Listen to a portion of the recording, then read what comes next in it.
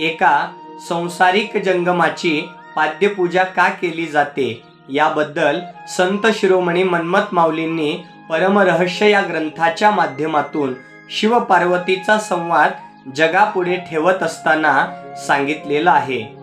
12व्या अध्यायातील 32 क्रमांकाची ओवी या ठिकाणी आपल्याला वर्णन करून सांगितलेली आहे।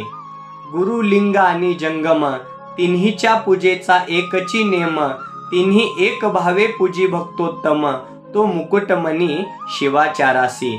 याचा अर्थ असा आहे, गुरु लिंग जंगम या तिघांच्या पूजेचा आचारविधी एकच आहे। या तिघांची एक भावाने पूजा करणारा उत्तम भक्त असून तो शिवाचारात अग्रगण्य भक्त आहे। याचा अर्थ असा आहे, मन्मथ माऊलींना सांगायचं आहे, एक शिवाचार्य गुरु महाराज गुरु गादीला प्राप्त करण्यासाठी त्या गुरुला जंगम कुळातूनच जन्म घ्यावा लागतो। मन्मथ माऊलींना सांगायचं आहे, गुरु गादीला गुरु सोडण्यासाठी जंगम कुळामधूनच जन्माला येणारा माहेश्वर गुरु गादीला अर्पण केला जातो। फक्त संसारिक जंगम दीक्षा देऊ शकत नाही आणि गुरु गादीला सोडलेले शिवाचार्य गुरु महाराज त्यांनाच दीक्षा देण्याचा अधिकार आहे। आणि म्हणून गुरु असो, लिंग असो किंवा जंगम असो, हे तिन्ही एक रूप आहेत असं मन्मथ माऊलींनी या ठिकाणी वर्णन करून सांगितलेलं आहे। पुढे 12व्या अध्यायातील 33 क्रमांकाची ओवी या ठिकाणी वर्णन करत आहे। एक मूर्ती विभाग झाली भक्त काजे, म्हणोनी गुरुलिंग जंगम बोलीजे, तिन्ही एकची मानोनी पूजी ओजे, तोची भक्त उत्तम। याचा अर्थ भक्ताच्या कल्याणाकरिता एकच मूर्ती गुरु लिंग जंगमाच्या रूपाने प्रकट झाली आहे। या तिघांना एक मानून जो भक्त भक्तिभावाने त्यांची पूजा करतो तो भक्त माझ्या मुकुटाचा मुकुटमणी आहे आणि तोच उत्तम भक्त आहे असं भगवान शिव परमात्मा माता पार्वतीशी संवाद करत असताना माता पार्वतीला उपदेश करत आहे।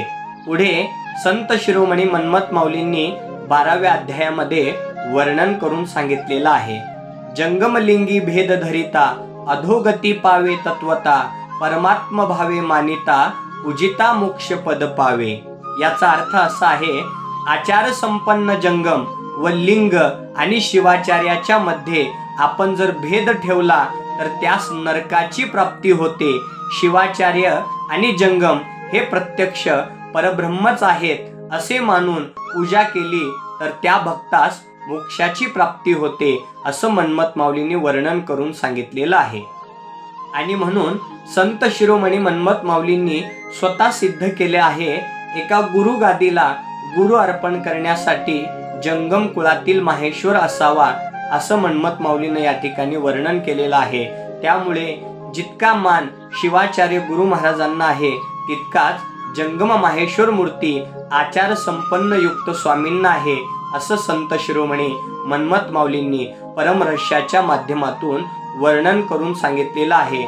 ज्या पद्धतीनं शिवाचार्यांची पूजा विधी आहे त्याच पद्धतीनं जंगमांची ही पूजा विधी एकच आहे असं मन्मथ माऊलींनी परमरहस्याच्या माध्यमातून आपल्या समोर वर्णन करून सांगितलेलं आहे। त्यामुळे अभ्यास हवाय धर्माचा तर अभ्यास करावा परमरहस्याचा एवढं सांगून या ठिकाणी मी माझे 2 शब्द विराम करतो। ओम शांती शांती शांती। ओम नमः शिवाय। जय सद्गुरु शांतवीर।